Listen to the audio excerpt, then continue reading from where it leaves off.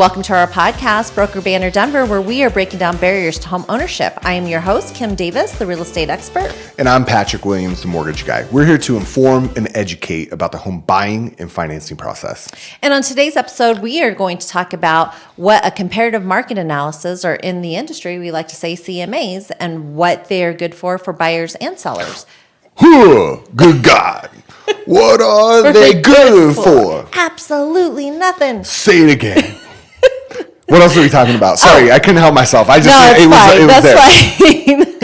Fine. Well, you know what I want to talk about, which What's that? I find interesting is that, I don't know if anyone saw it, but on 9 News, there is an article about zipper merging. And I think that a lot of Coloradans need to learn, and I don't know if they're Coloradans, if they're people who are moving from out of state into Colorado, but the zipper merge. Okay, well, I think this is an interesting topic. My life has been affected greatly by some construction that's very close to my house. Yes, I've heard about your And so there's a lot of backups because of it. And so the zipper merge is a topic that is near and dear to my heart. Well, I'm glad because 9 News put out an article May 17th. That's recent. I mean, not super recent, but within the last month. A few weeks, So do you want to explain what a zipper merge is and how people really mess it up? And I think they talk about it in the article. I think they do. And I think the article is called Zip It. Oh, is it? Yeah, like Colorado, really, no, zip it, zipper merge. And the way the zipper merge works is I feel like what a lot of people here do is if they say, okay, this lane is going to end, you need to get over for whatever reason, cone zone, right? So you need to get over. Everybody starts getting over immediately, and everybody gets in one lane, and then that one lane backs up. Now, there's a second lane, and you, according to zipper merge rules, you should go all the way to the end of that lane. Yes. And then take turns. Correct. From right to left lane, like a zipper. One car from each, take turns, right? And you let them in. Yeah, it's not a big deal. Everybody's having a fine day. Right. We don't have to get angry and cause car accidents. Flip anyone the bird or, try to hit their car or pull out a gun or. Right, which this is the most efficient way to go from 2 to 1 lane, right? And so I experienced this yesterday. Well, this person did not want to let me in. Oh, exactly. Yeah. We'll talk about that. But let's just say I'm going to read it verbatim from this article. Okay, let's hear what they got to say. The concept of a zipper merge is to use the lane that is closing all the way to the closure. This is correct. Let's just emphasize the all the way to the cones. Yes, where it So what some people will do is if they're in the right lane, the one that's not ending, and they've been patiently waiting their turn, they somehow think it's their responsibility to take both lanes and not let you cut to the front. And to police it. Right. I actually had a semi-truck do that to me. I'll tell you that story. But okay, so let's finish this. Okay. The concept of a zipper merge is to use the lane that is closing all the way to the closure and then alternate into the next lane over. One from the closing lane, one from the existing lane, one from the closing lane, one from the existing lane. That's a very good explanation. I think I had a pretty good grasp of what the zipper merge was. Yes, yeah. And we know how to zipper. But there was one time, and CDOT, this was in Colorado, had signs out, and it was on the highway thing. And they actually explained how to zipper merge. And so I had a semi block me because no one was in the right lane. So I took the right lane to zipper merge. Yeah. The semi blocked me because he thought he was the police and needed to tell me. So then I just laid on my horn for the whole time that he blocked me, and I was pointing at the signs because they kept having intermittent signs. It said zipper. How to zipper. Yeah. It had a drawing and it said. Oh my goodness. Zipper merge. Even with pictures, they couldn't figure it out. Oh no. They drew them a picture. Well, he did finally get back over once he saw that I was correct and Yeah, and what this does is if it's done properly, traffic will continue to move and doesn't come to a dead stop because everybody is just getting over and you're still able to keep, maybe you're slowing down because it does 2 to 1, right? You're obviously going to have some backups, but traffic keeps moving and doesn't come to a dead stop with the zipper merge, and you're utilizing all of the space from both lanes until it goes to the one lane. And people are not doing the right thing by getting on. You know, at this point, I figure people care about their cars more than I care about mine. So I just move in there, and I figure if you're going to hit me, just go ahead, go for it. Yep. That's what insurance is for. We'll just, I mean, most people back off, but I'm like, yeah, no, you don't scare me. I'll just get right over. I know next week we're going to have an insurance agent come on the episode and have a guest. Maybe you should ask him about that. About the zipper merge? Yeah, and how he feels if you just say, well, that's what insurance is for. Right. Well, they might be happy. My not that I really want my but I had a very similar experience where I'm trying to get over, and I went all the way to the cones. That person, and then they just like refused, and so I just kept coming, and they ended up not moving and pushing out and over because they would not get out. Really? Yeah, so and I'm like, hit having me. To go in behind them? No, I did not go in behind them.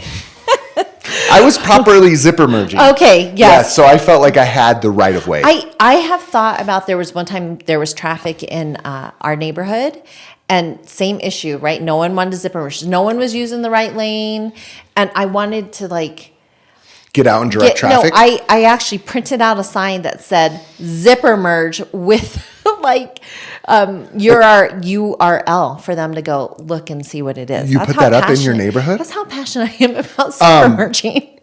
I think the issue is, first of all, people just need to worry about yourself. Right. One. Right. But it's not cheating to use the whole lane. No. And I think people think you should be getting over, and if you don't, and you just go all the way up and cut, that there's something wrong with that. You know what I think? I think that, we live in the West, but we have a lot of Midwest people who come here, or people from the South who come here, who are very polite and very nice, and they're just trying to be courteous, right? So it's not, but the flow of traffic is better if you use the zipper merge. And that's correct. In this article, there's a gentleman from CDOT, and he says, here's an example. A truck that's trying to get over early, he should just be staying in the lane. He thinks he's doing the right thing by getting over. Now look what happens here. This lane has become empty.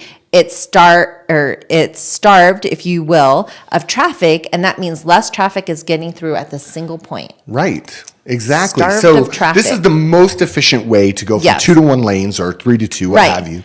But yeah, I do think for the traffic flow. Yeah, and I think people do feel like it's the right thing to do to get over as soon as possible. And then if you don't do that and you go to the front where it merges, they get angry with you and feel they need to enforce you're a cheater and cutting in line. Right. They're what number would they be on the Enneagram? We should look at that. I don't know. People who really want it's probably an 8. Well, 8s are the ones that have the anger problems. They do, but they also are passionate about justice. Just let you know, Patrick's an 8, so we just make fun of him. It's fine. My daughters are both 8s. 8s are fantastic people. Okay.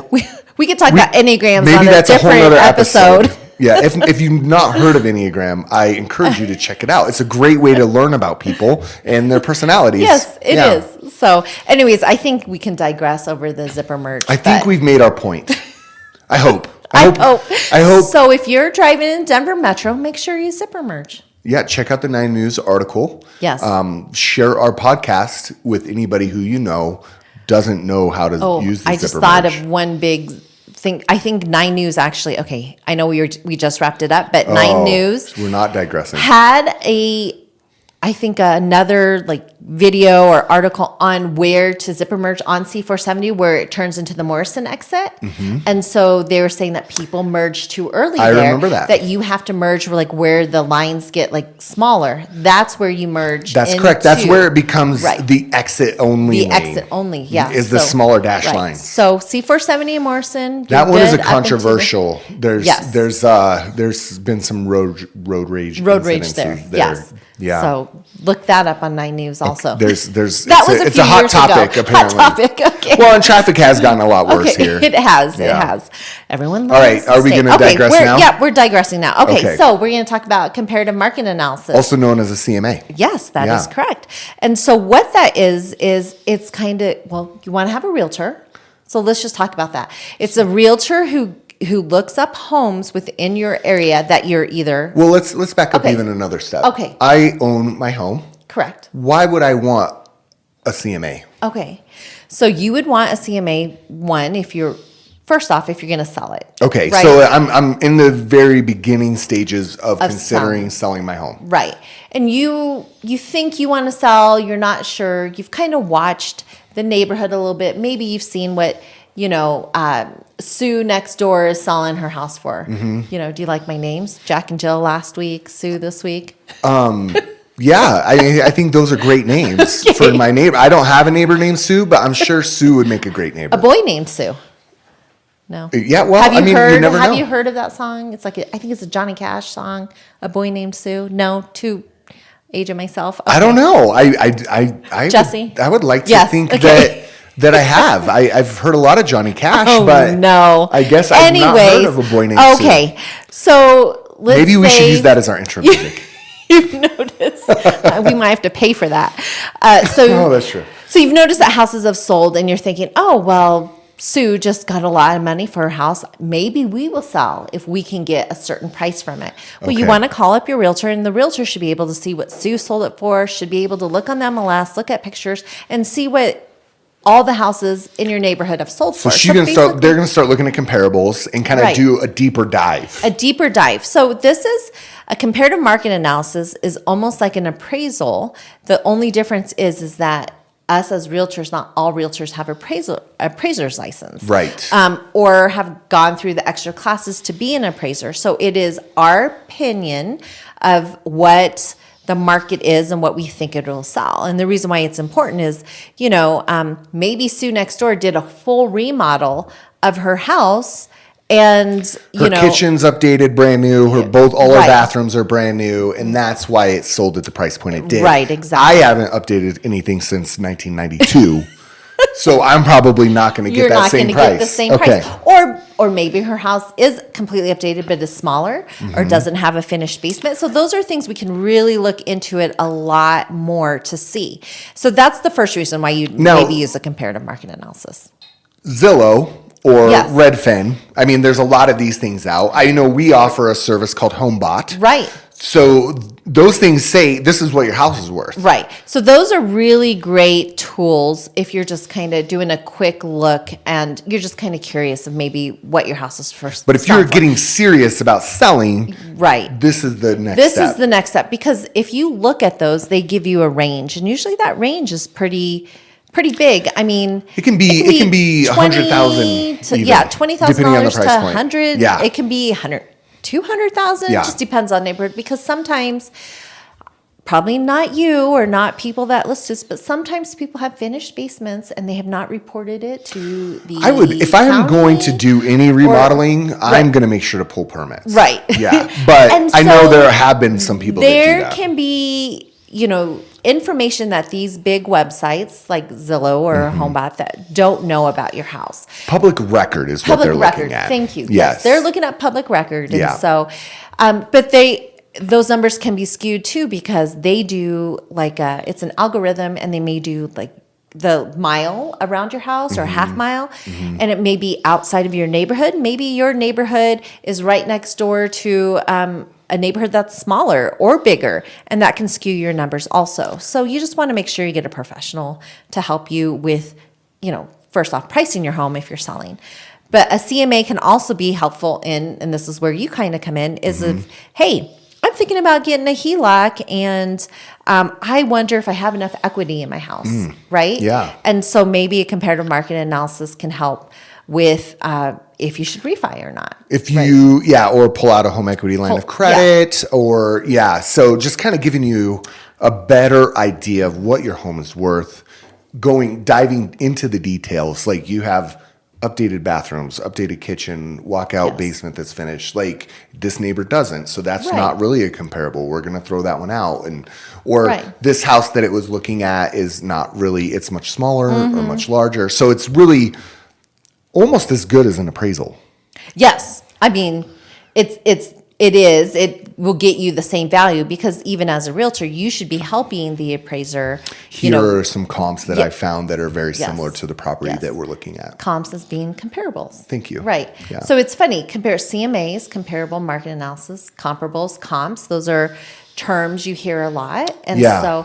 and it can help, especially, we've talked about this in the past, but if you're trying to get out of mortgage insurance, right? Yeah. What do you need to do to get out of mortgage insurance if you have mortgage insurance? Well, there's a couple different ways of doing Mm-hmm. it.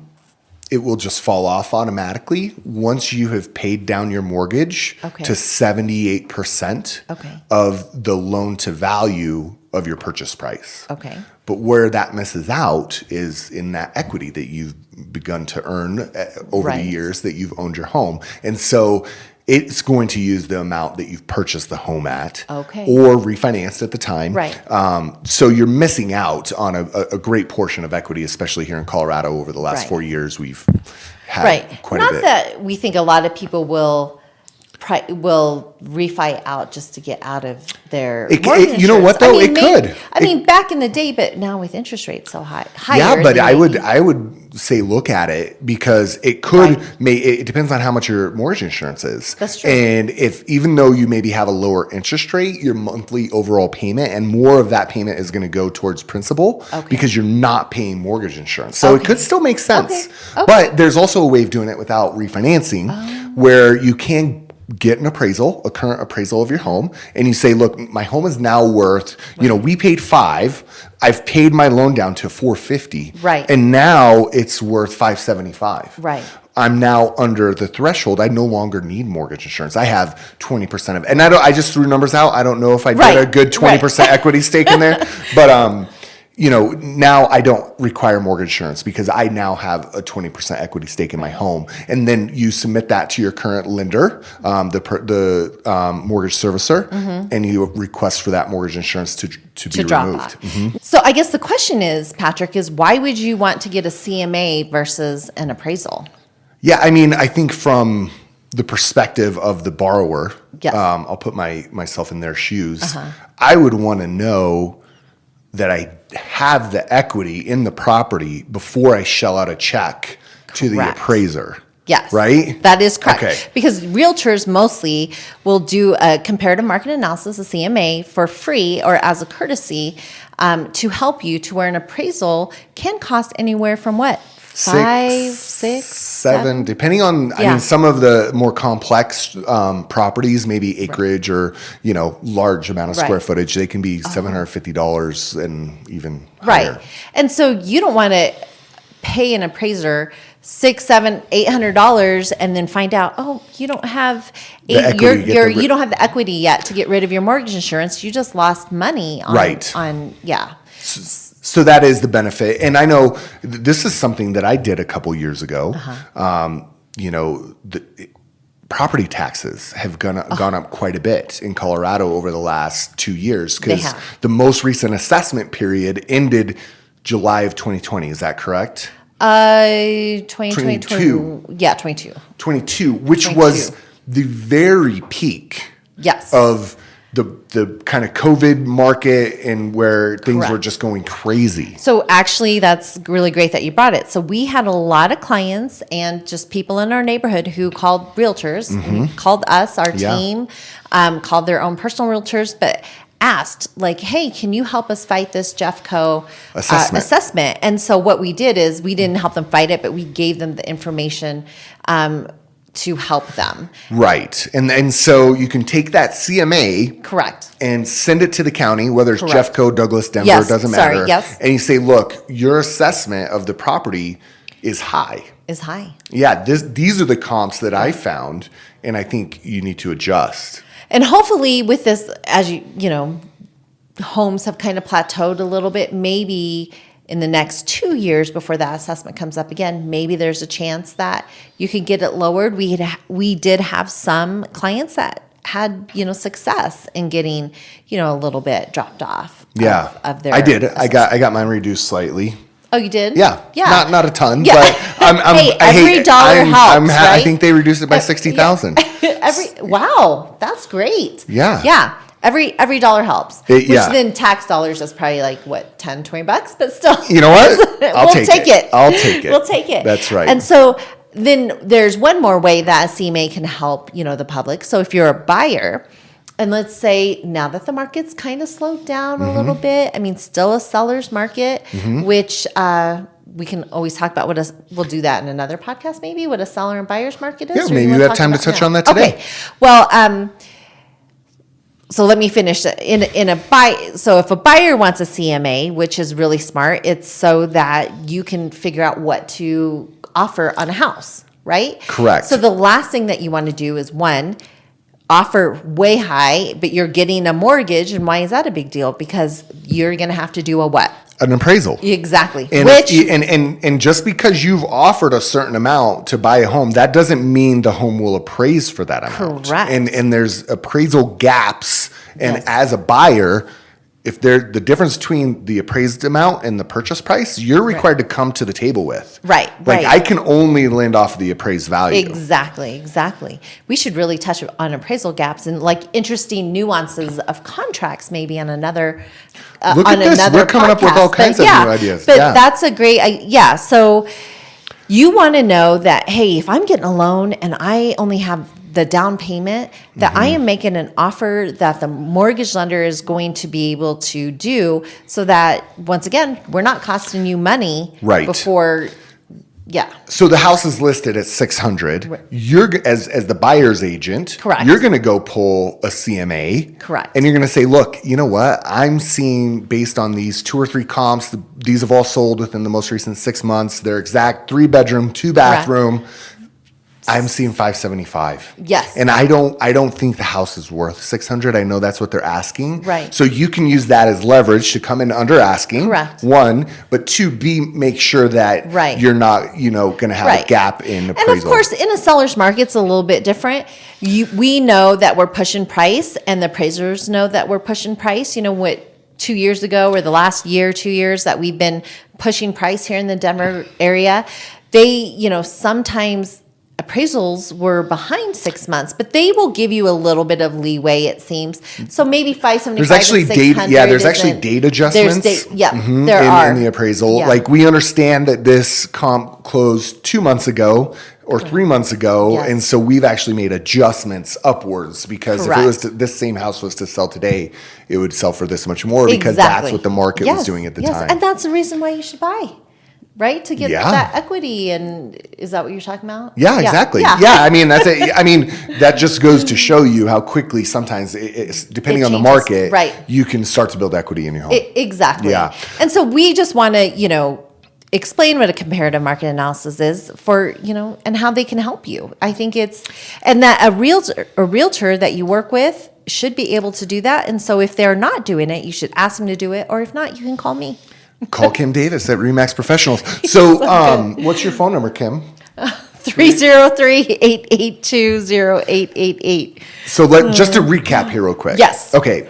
I want to refinance, drop MI, possibly sell. Yes. CMA. Call a realtor. First step. Yes. So realtors aren't just always about buying and selling homes, right? We can do stuff if you've already been in your house. We can help you refi. We can help give you information. Well, and I think that's something that people might not understand. Yes. Is that, I'm still working with people that use me for their home loan months and months and years ago. Yes. Right? We're there. It's not like a one-time transaction. Correct. It's a relationship Absolutely. that is ongoing. Or it should be. Yes. It's not always, but if you use Kim or I, yes. we're full service. We are here to support you in whatever you need. We're advocates for you, for your house, for your real estate and mortgage needs. That's what we want to do. That's why we're in the business. And comparative market analysis is just another tool. Yeah. Tool in the tool belt. Yeah. But it is a great, and thank you for explaining kind of why we would want to use one, what they're for, and how you put them together. Yeah, and I think that you forgot then buyers. That's because you cut me off and I got distracted. So did he just blame me? I might have. But I think it was just so as a buyer, those are the things. So, or as a seller, possibly refinance. Yes. And then as a buyer, if you are getting ready to make an offer, make sure that the property is going to appraise for the amount of the list and make price. sure that you have a realtor that looks it up for you and helps you with figuring out the price. Yeah. That's what. Yeah, but just because do. it's listed at a price doesn't necessarily mean it's correct. worth it. And I think you're seeing that right now. We're seeing some price adjustments as things sit on the market a little bit longer, even though it's still a seller's market, but things are sitting just a little bit longer. They're not flying off the shelf. Some are. Right. There's always exceptions. Some are still flying off at, 24, 48 hours. But I would say the days on market, which we did a stat last week, are a little bit longer. So yeah, we're getting closer to a more like 30 days. 30 days. That's great. Yeah. That's still great. Yeah. So, okay, you mentioned this a little bit. I think we have a little bit of time. Okay. So a buyer's market and a seller's market. Right. So is there anything in between those two? Is there a balanced market? Well, there is a balanced market. Okay.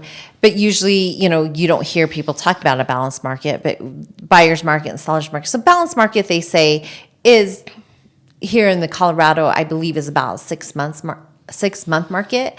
But can you imagine a seller 6 months of inventory on the market currently for sale? So the average, how many transactions do we have in April? Do you have those numbers? Or do you remember? I don't. So it would be whatever, like however many closed transactions there were in April. Let's just say it was 10,000 for easy round numbers. Right. That means there would be 60,000 homes currently on the market in the Denver metro area. And that would be considered a balanced market. No, 10,000 homes. Well, you said, I said 10,000. You said 10,000 transactions. In 1 month. So that means 6 months. That would be 6 months of That's how, right, and that's what you said a balanced market was, right? Yeah, 10,000. Okay. All right. I don't understand, but okay. You know what? Kim is not great at math, and that's why I do with the financing. That is so not true. But okay, let's talk about it. A buyer's market. She's great at math. I like to give her a hard time. A buyer's market is a buyer's market. So here's the definition from Experian. Right? They're the credit company. Credit company, right. Credit repository. Yes. A buyer's market is one in which supply of homes is abundant, houses take a relatively long time to sell, and home prices are flat or on the decline. Under these conditions, it is relatively difficult for homeowners to sell their properties, and that gives buyers a greater choice and the opportunity to strike bargains on prices and other terms of sale.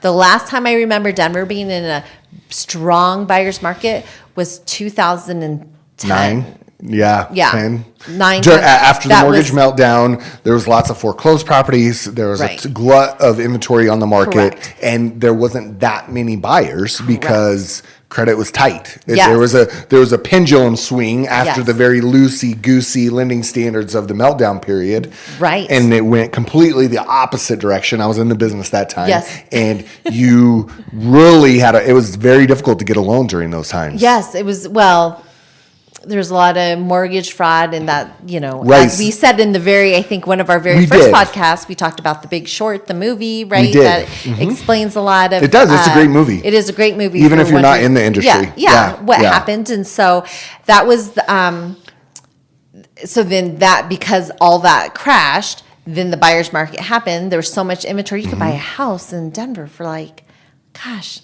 $200,000. Yeah, it was crazy. which is completely unheard of. Yes. Yeah, I mean, you can't even get a condo for $200,000. And so I would tell you that then in 11, the market started to pick up, but could still have been a slight buyer's market, kind of like we're in a slight seller's market now. It's definitely slowing down. And then, so speaking of seller's market, what is a seller's market? Good question. Right? Okay, so a seller's market is one in which the supply of available homes for sale is relatively tight. So, meaning low inventory. Low inventory. Houses tend to sell quickly and home prices are on the rise. Under these conditions, it is relatively easy for a homeowner to sell their properties.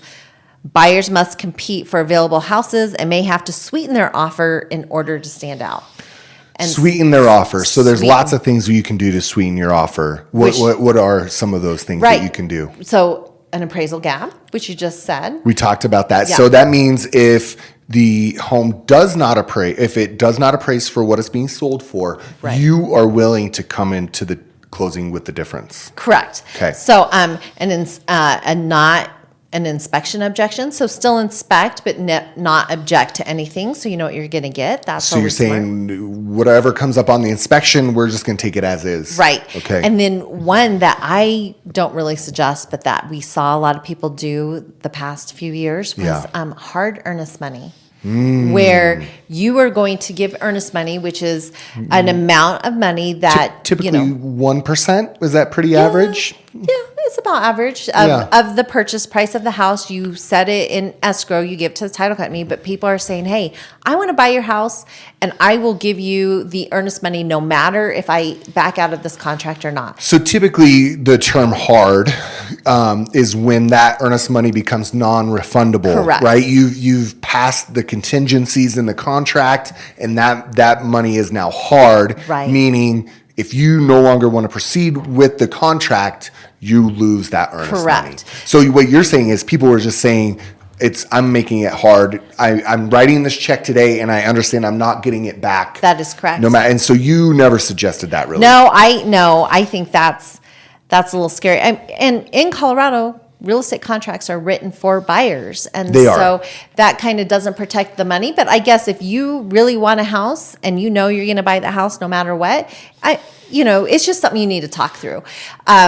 And I saw a lot of people do it. Like I would say maybe you put up $2,000 of that earnest money. Maybe so make you're it right, hard. $10,000 in earnest money and 2 is hard. Yeah. But if anything comes up, I can get the 8 back. Correct. Okay. Correct. Something like that might be a little bit smarter. Yeah. But then one other thing that people were doing during the seller's market is escalation clauses. Mm-hmm. Some realtors don't like escalation clauses. I don't mind them. I think that helps the seller. But an escalation clause is when a buyer says, hey, I want to make, let's say, a $500,000 offer, but if anyone else comes in and puts a higher offer, I will bid, $550.